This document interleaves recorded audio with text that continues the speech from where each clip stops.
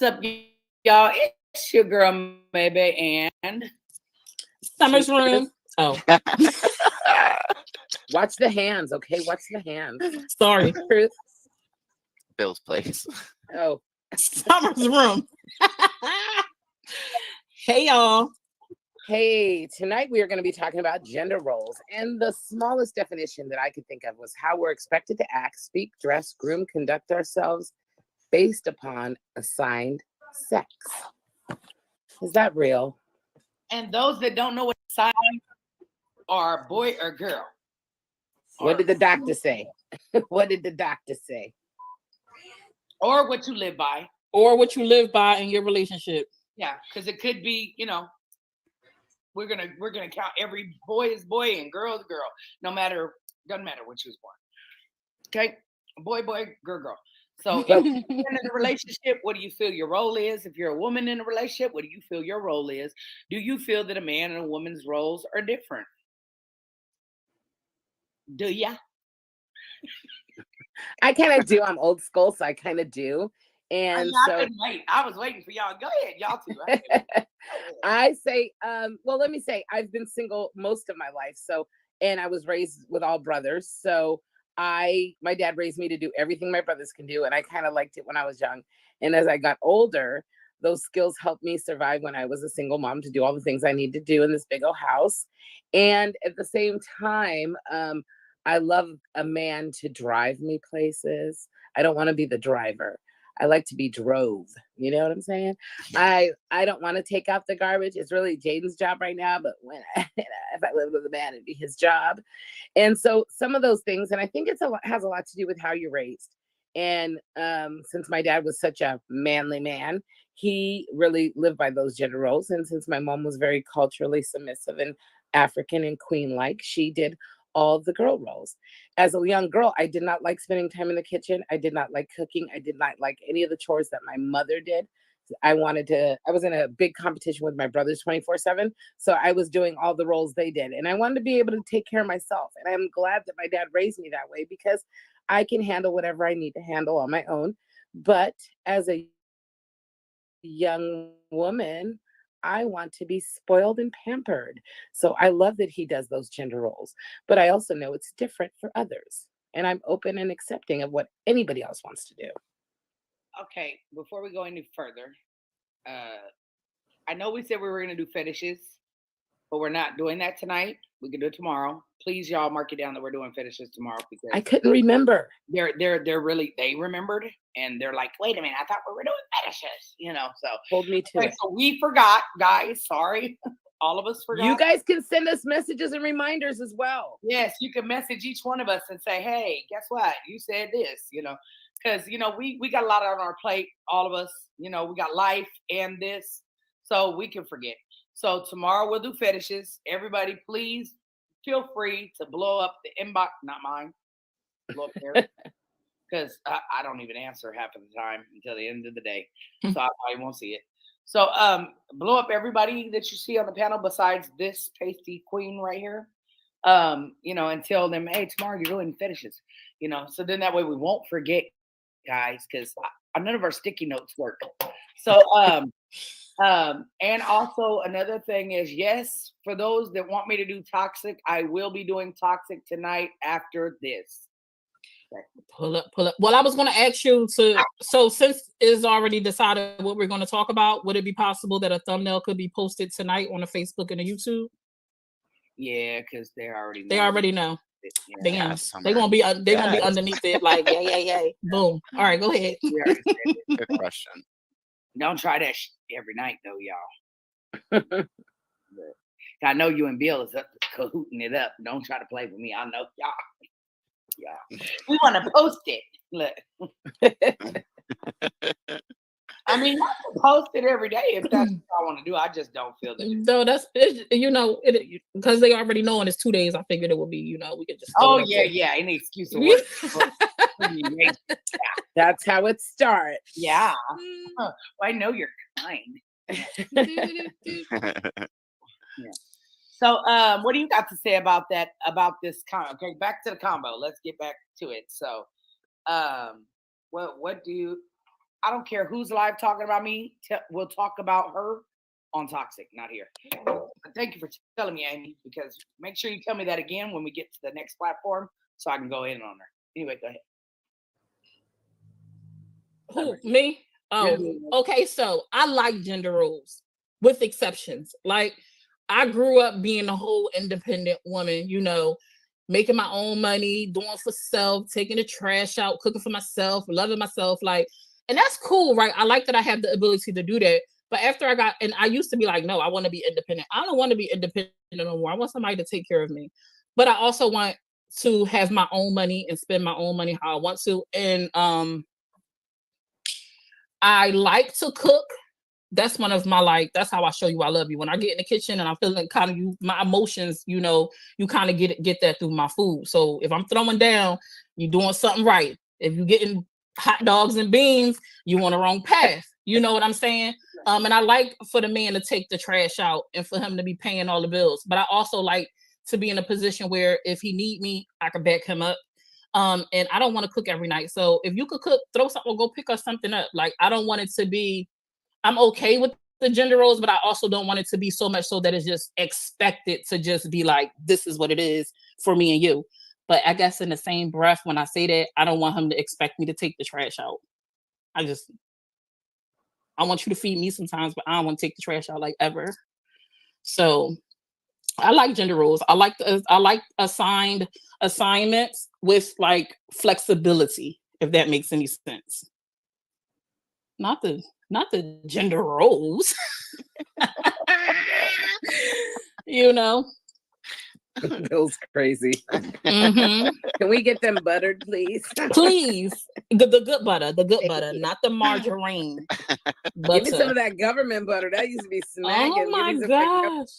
And that government cheese. No, y'all like the government cheese? Yeah. We the just butter was smacking. We had this conversation the other day. I love you, Bill, so much for that. I just saw it. I'm late. I want one of those so bad right now.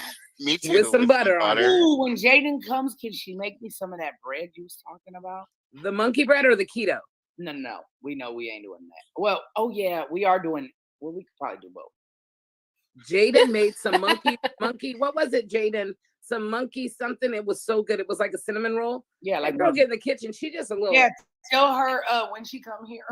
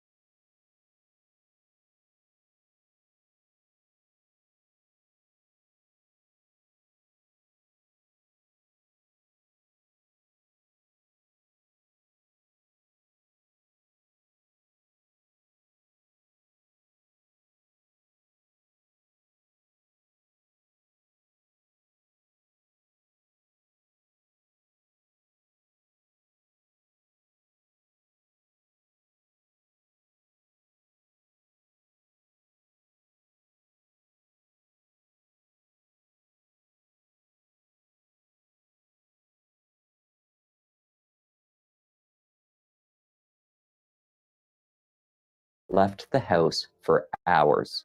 The killer must have already been inside. Hi everyone, I'm Kevin and this is Just Thought Lounge. JTL is the true crime channel that delivers serious, well-balanced coverage of the cases that really make you think. This case is truly confounding. An unlikely suspect, a weak motive, both an abundance and notable lack of different physical evidence, and circumstances that seem to prove that sometimes things are not how they may appear. This is the strange case of Antonio Armstrong Jr., Let's take a look.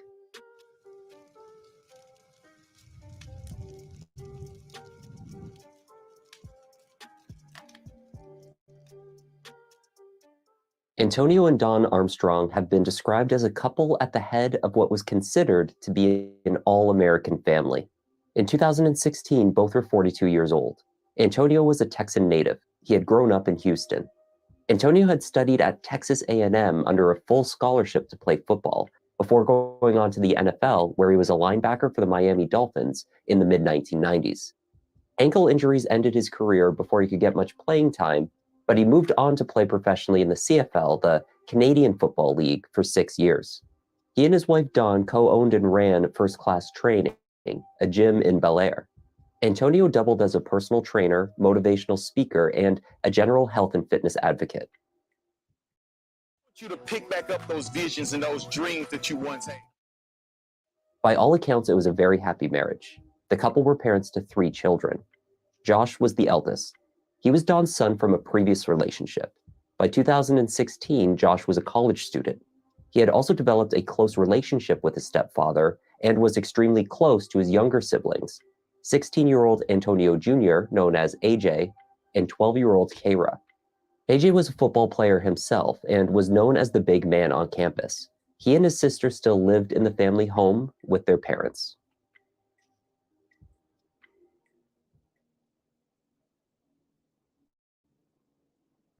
On the evening of the 28th of July, 2016, the Armstrongs retired to bed around 10 p.m. Kara set the home security system that night, securing the family safely inside. They separated to their respective rooms. The master bedroom was located on the 2nd floor, where Dawn and Antonio slept. Kara was just down the hallway. AJ had a room in the loft on the 3rd floor, one that he had previously shared with his older brother Josh.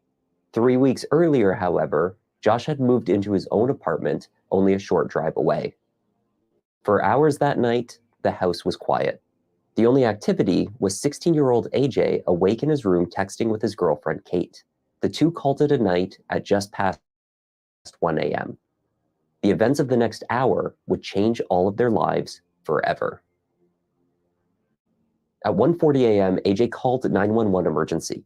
He told the dispatcher that he heard gunshots in the house. He then descended to the 2nd floor and noticed that the door to his parents' bedroom was ajar. They never leave it open, even a crack, AJ said. He did not enter the room. Do you require medical assistance? Yes, AJ said. There were several lengthy pauses throughout the call while the dispatcher checked in with updates and information about the responding officers. Much of the call is inaudible. However, AJ was understood to have pondered aloud how someone could have gotten into the house. Does it sound like a handgun, rifle, or shotgun? I'm not sure.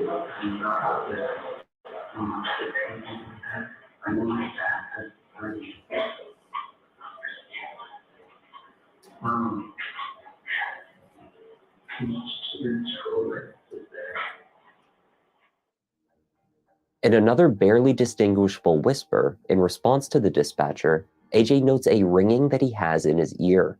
Then, 7 minutes into the call, he also made another ambiguous statement. Okay, can you hear anything else that's going on?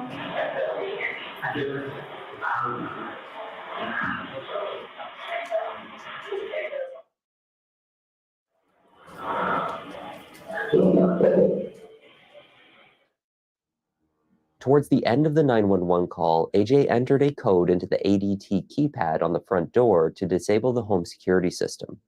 The call lasted 16 minutes in total. Then AJ is heard opening the door. He and Kara walked out to meet law enforcement. Responding officers entered the house and performed a walkthrough to confirm that no individuals were inside aside from Dawn and Antonio. This was verified within minutes. Emergency medical teams found Antonio Sr. in bed, clinging to life with a slight pulse, and immediately rushed him out for further care. He had been shot with a single bullet in the head. Dawn, in bed beside her husband, was sadly declared dead at the scene. The mother of 3 had received 2 gunshots behind her ear. Both had been asleep when the killer attacked. When the couple was found, each had a pillow resting over their heads. Walking through the kitchen, responding officers noticed drawers hanging open haphazardly. though nothing appeared disturbed within them, nor were any items found missing. From one of these drawers, a notepad and a pen had been retrieved and left sitting out on the kitchen counter. On the note, someone had roughly scrawled, "I've been watching you for some time, get me?" The writer had gone over each capitalized letter a few times, as though to conceal the handwriting. Also on the counter was a gun, later to be confirmed as Antonio Sr.'s own handgun, a .22 caliber pistol, and the murder weapon. He was known to have kept the gun in the drawer of his bedside table, just as AJ had